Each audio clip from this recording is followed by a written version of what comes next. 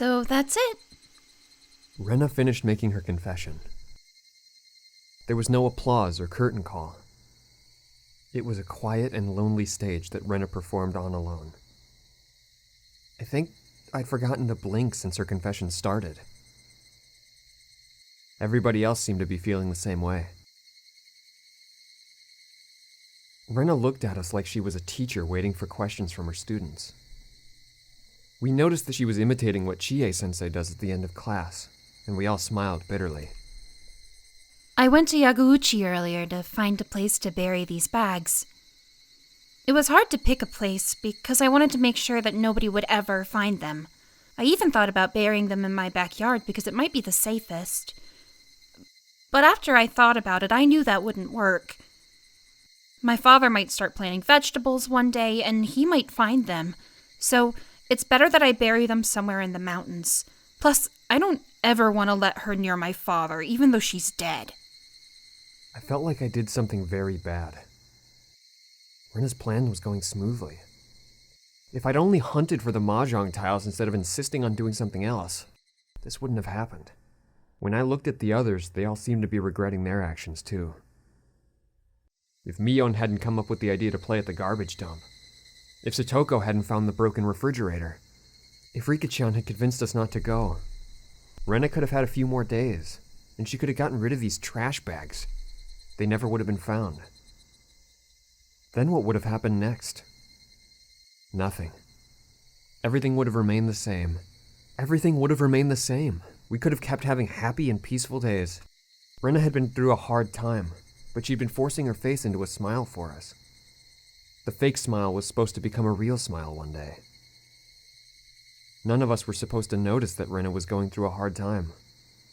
After a while, Rena was supposed to be able to forget the bitter memory of killing those two, and she was supposed to live as if nothing had happened. But now all of her effort, all of her courage, had been ruined. I know killing people is a bad thing to do. I didn't want to do this, and I don't want to do it again in the future. But I believe this was the best solution, and I also believe I didn't do anything wrong. I just applied my utmost efforts when God presented me with the equal opportunity to regain my happy, peaceful life. Saying we should accept suffering and live an immaterial life without desires is nothing more than pretty words from those who have plenty. Nobody can belittle my efforts. Rather, they should praise me for what I did. They should celebrate for me. Rena Ryuugu fought for her own fate, and she won! I don't know why I did it, but I interrupted her. I shouldn't have. But I thought I needed to tell her this, so I did. But Rena, why didn't you tell us? What do you mean? We're friends, aren't we? Friends are always on your side, without exception, no matter what. I thought friends were like family. If you told us about it, we could have helped you. Then you wouldn't have had to get your hands dirty. What Rena told us made me sad. I couldn't help myself from saying that to her. Rena told us straight that she did the best she could. She told us that right to our faces. That's the same thing as saying she didn't need us in order to do the best she could. Kei-chan, you can say that now, but... Wait, let me finish. I believe that friends are there to share both happiness and hardship. If you came to talk to us, I believe we could have done something different. We could have led you to a better future. A better future? There's no better future than what I have right now. This is the best possible future. That's a lie! My shout seemed to scare her a little. I knew that Rena didn't believe that this was the best possible future. She just didn't have any other choice. If she'd had other choices, she definitely wouldn't have chosen this one.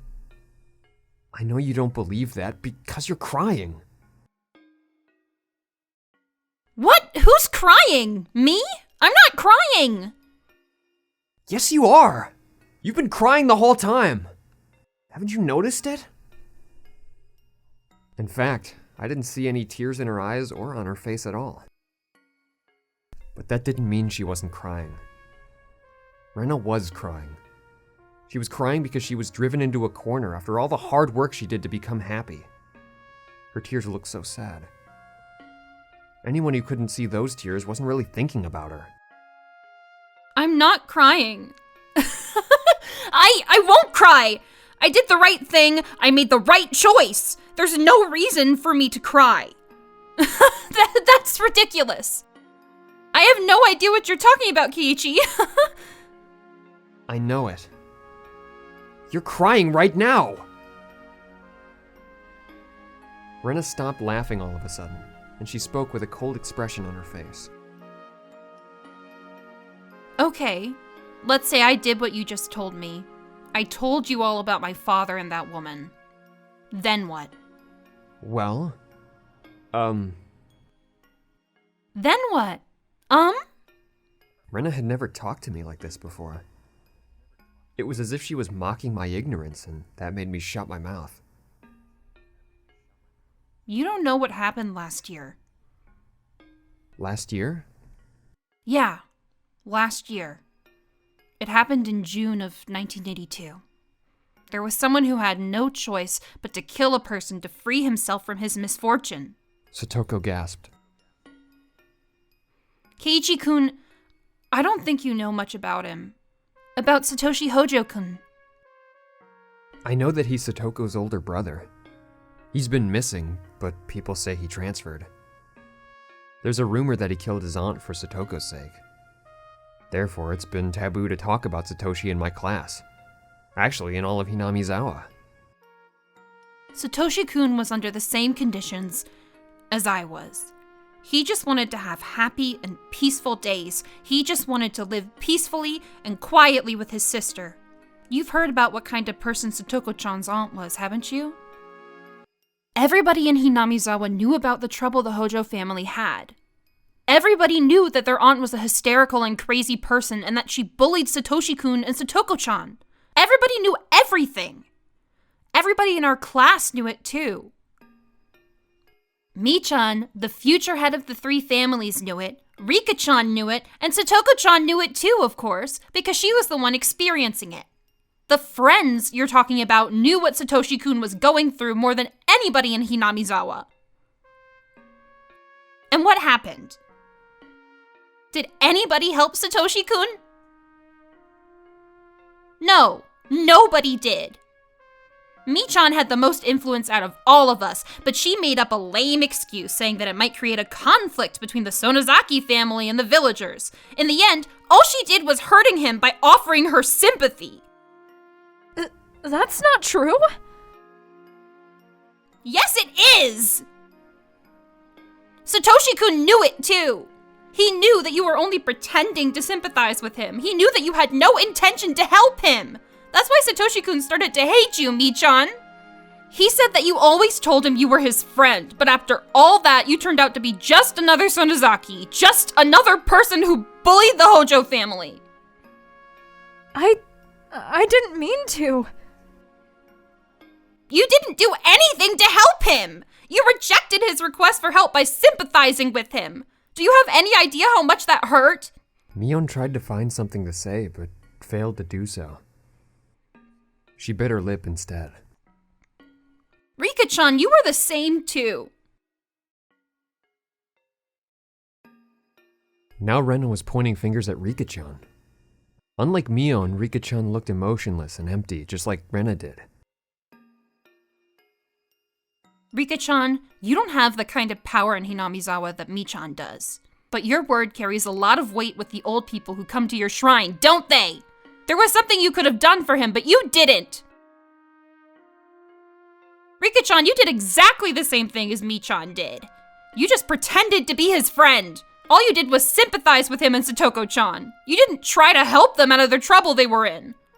Can you imagine how cruel and merciless your sympathy was to them? Satoshi-kun wanted help. He wanted somebody to help him. He was at a dead end and couldn't get out of there by himself. He was sinking all the way down to his neck in a swamp, reaching out for help and waiting for someone to grab his hand. You're right. Rika-chan's voice sounded mature. It was very different from how she usually sounded. I didn't know how to save them. All I could do was to offer them some consolation. I'm not going to deny it, nor am I going to make excuses for my sin of not trying hard enough to find a way to save them. I didn't know you knew. Rena gave her a twisted smile. That ugliness caused me to look away. And Satoko-chan, I don't know if you'll believe me when I say this, but you're weighed down with sin too. I didn't understand why she was blaming Satoko. I tried to take her side, but I gasped in surprise when I looked at her. She looked like she was accepting the sin that Rena had mentioned. Satoko must have wanted to confess her sin before Rena pointed it out to her. And so Satoko opened her mouth first. I don't know if you'll believe me when I tell you this either, but I realized it on my own. I know what my sin is. I see. I realized it on the night Nini disappeared. I wish I'd realized it while he was still there. I understand how you feel. That sense that it was too late for regrets, right? I feel the same way. It happened to me before. That's why I fought this time. Satoko-chan, I'm sure you can atone for your guilt in the future, because you realized what you did. But that won't bring Nini back. He's not coming back. Satoko looked down sadly. Usually Satoko would say the opposite. She always said that Satoshi was coming back one day without a doubt. But now, she accepted the fact that he would never return. She accepted it easily, as if she knew it already, because he's her brother. Do you understand now? She asked me all of a sudden. That's how they were in 1982. Satoshi-kun talked to everybody he thought could help him. He told them that he needed help. He told them what he was going through. He consulted with them. He even came to me, even though I had just moved here at the time. I don't think it was embarrassing or shameful that he did that. People get desperate when they're unhappy. Satoshi-kun tried very hard, but he couldn't do anything about the situation, and he asked for help. He kept asking for help. You said that friends are always on your side no matter what, but this is what friends really are. They're actually just people you hang around with for fun. They don't help you when you need them. Friends are always like that. That's why I decided not to tell anybody when I found out that I was in the same situation as Satoshi-kun. I knew that nobody would help me, and that nobody could. I didn't need sympathy. It only makes me feel worse. It's better that I at least have fun at school. In fact, I did have fun at school. I was very happy. I was able to forget about the trouble I had with that woman, even if only for a short amount of time at school. I wish Satoshi-kun could have done that too. If he did, he wouldn't have had to feel constantly hopeless, and he could have at least enjoyed his time at school. He didn't have any other choice than beating his aunt to death anyway. I didn't know how to help him at that time because I just moved here. All I could do was listen to him and try to make him feel better. But there might have been something more I could have done. I might have been lazy in thinking about what I could do. But at that time, in 1982, I thought I was his friend.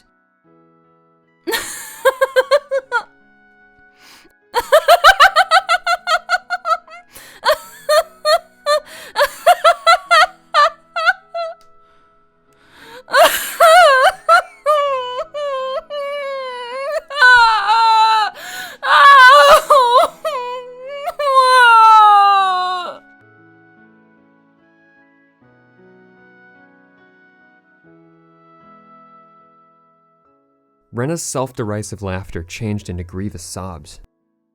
Her tears gradually wore away at our relationship of trust. Nobody will help me. Friends are just people whom you have fun with.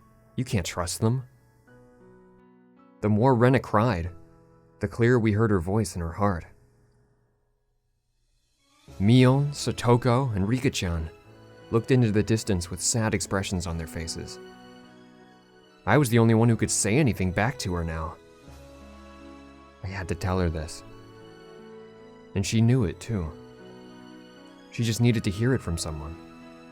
I braced myself to tell her something that might hurt everybody. I understand, Rena. I understand what happened in 1982. I understand that they were heartless. But Satoko also told you this. They realized their sins. They regretted what they did and didn't do. So it should be different this time.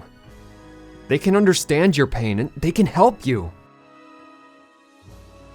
You weren't here last year. I'm afraid you don't know what you're talking about. That's right. I wasn't here last year. I wish I were. If I were here last year, I would have fought for Satoshi. You're lying! I'm not lying! I've learned how important friends are since I moved to Hinamizawa. I'll fight for my friends. If I was here last year and knew what Satoko's aunt did to her and Satoshi, I wouldn't have given Satoshi the opportunity to beat her to death. I would have done it myself. I would have done it in 1500 seconds. I wouldn't have even hesitated. I would have beaten her to death with a metal bat. That's easy for you to say, but you don't know the kind of determination you need to kill another person. I don't know that. And I don't need to know that either. You know why? Because it's an obligation to help your friends. You don't understand, Keiichi-kun. You don't know how disgusting it is to kill a person. You can never get rid of the dirt on your hands, no matter how hard you try to justify it. You're right. Killing a person in order to save your friends is such a short-sighted way of thinking. It might sound like I'm contradicting myself, but I think things aren't meant to go well when you take care of an evil matter by doing an evil deed. I'm proud of my conviction that I wouldn't hesitate to kill a person for the sake of my friends. But the peace I get by doing an evil deed won't last forever. We all know that by instinct. That's why we all despise evil things, I think. What? I have no idea what you're talking about. She didn't have to tell me that. I was aware I wasn't making any sense. But for some reason, I could easily imagine a world like that. A world in which I saved my precious friends by committing an evil act. The peace I seized by doing that evil deed didn't last long. It got worse. It ended in a way as terrible as the sin I committed. This was a memory that shouldn't exist. I don't know why, but I know for a fact that it happened in that world of possibility. I'm sorry, I don't know what I'm talking about. For some weird reason, I couldn't prevent myself from smiling in embarrassment, even in a situation like this. But you know it too, don't you, Rena? You know that you didn't want to get your hands dirty. You're crying because you wanted us to help you, but we didn't. You didn't want to be a murderer. You're lying when you claim that this was the best choice you could have made. That's why you've been crying. That's not true! That's not true! That's not true! That's not true! That's not true! You know better than anybody if it's true or not. You've been regretting this from the beginning. Even if you were able to hide the corpses without getting caught, you could have never washed the blood off your hands. How are you going to fool yourself into believing you won't have to live the rest of your life bearing the burden of your sin? There's only one way to do that. You have to believe that this was the only choice. That means you have to live your life denying your friends, and denying that your friends are worth asking for help. Are we worth nothing to you, Rena? Of course not. You've always believed that friends exist to help each other. Your friends were immature last year. That's why they couldn't help Satoshi from his unfortunate fate. But people grow up. We don't make the same mistake twice. We don't want to regret the same thing twice. So, believe me. We're your friends. We're on your side.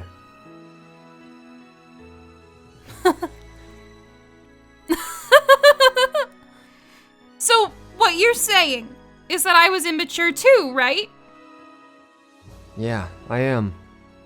You were immature because you couldn't believe that your friends grew up. But I'm not gonna blame you for that. We didn't notice until today that you've been going through such a hard time all alone. People can communicate their feelings only by talking to others. So there was nothing we could do because we didn't talk. In that sense, it's hard to say it, but we have to admit that this was meant to happen today in order to make your choice the best one for real. We finally talked about our feelings.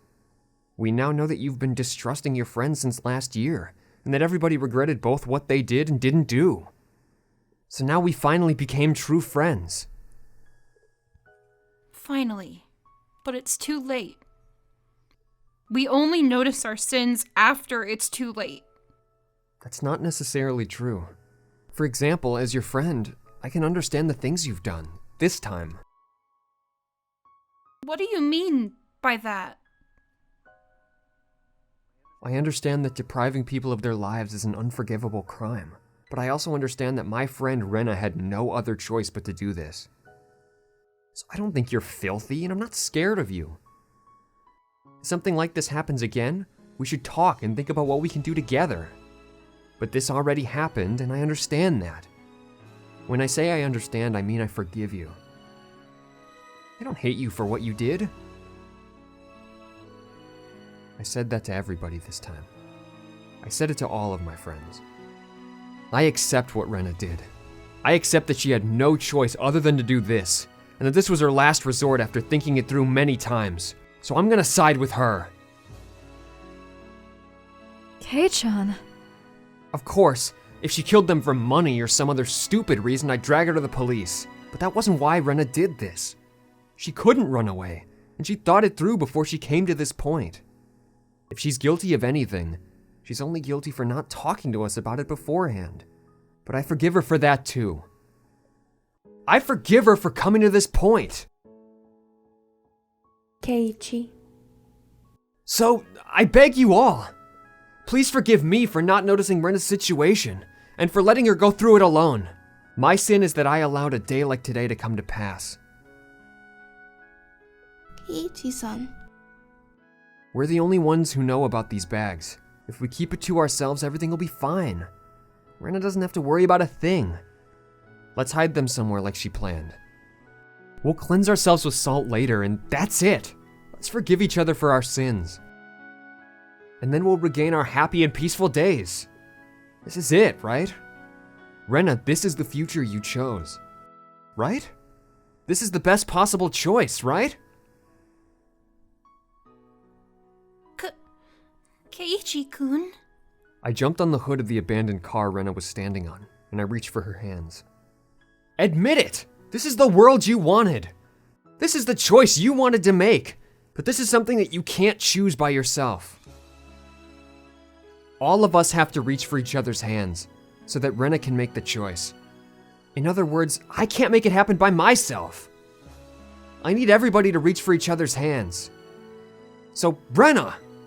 You need to do it too. When all of us hold hands together, that's when you can go to the world that exists beyond the choice you made. Keiichi-kun, I appreciate it. If you really mean it. But I'm not sure that's what everybody else wants. A little hand touched mine. It was Rika-chan. Rika-chan? Rena, you aren't filthy. You didn't give up. You seized your fate, even though you had to dirty your hands to do it. I have no reason not to accept you. Rika-chan's small hand was strong, and she spoke eloquently.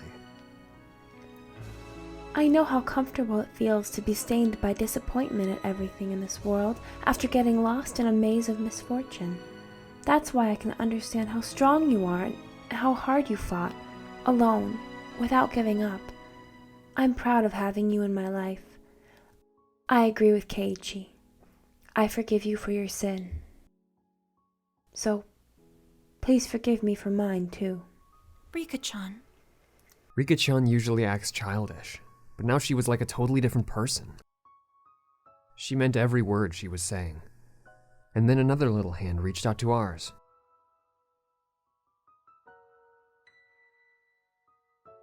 Satoko put her hand over mine and Rika-chan's. She didn't say anything, looking down for a while. Rika-chan urged her to speak. Rika and I lost both their parents. We never cried about it, however, because we have you, a family, made of friends. I want us to continue to be a family for you. It's natural to get it all out and to confess everything to your family because, well, they are your family. So I think today was a great opportunity for us. I appreciate that we had the chance to forgive each other for our sins. A family made of friends. Satoko, I like that. I forgive you for your sin, Rena-san. Please forgive me for mine too. A big hand reached out for ours. It was Mion's. I always thought it was my job as the leader of this club to talk about the importance of friends. So, I guess I'm not that good a leader after all, huh? Mion. I'm sorry. I didn't mean to make fun of you. Mion still smiled and scratched her head. Rena, I'm ashamed of myself, as your friend, and as the club president, for not being able to notice what you've been through. I'd like you to forgive me for that. Of course, I also forgive you for not telling us about it. You couldn't tell me because I wasn't good enough for you. I thought I was trying to be a good leader for you, but I guess I wasn't doing my job. It's my fault. So I forgive you for your sin, Rena. Rena, now you have all of our hands. We're all ready for you. It's your turn. Reach out for us. Come to us. This is the world you wanted. You have all of our hands right here for you to reach. So don't hesitate. I'm a murderer. I'll get you guys into trouble. Rena, we're... Rika-chan, you don't need to say anything. We're all reaching for your hand. What else do we need to say or prove? Rena, you don't need to say anything. All you need to do is reach out for us.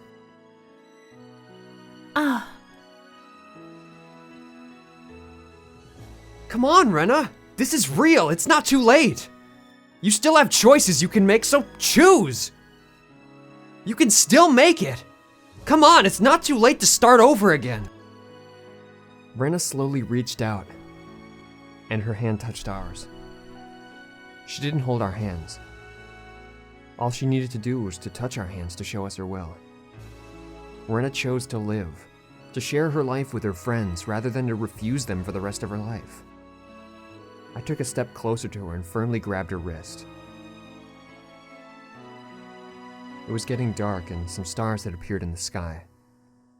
We all forgave each other for our sins for the first time. And it was a little embarrassing, but Rena's tears made us all cry, and we just kept crying together. We stood in a circle holding each other by the shoulder and putting our heads together in the middle. We are a family made of friends.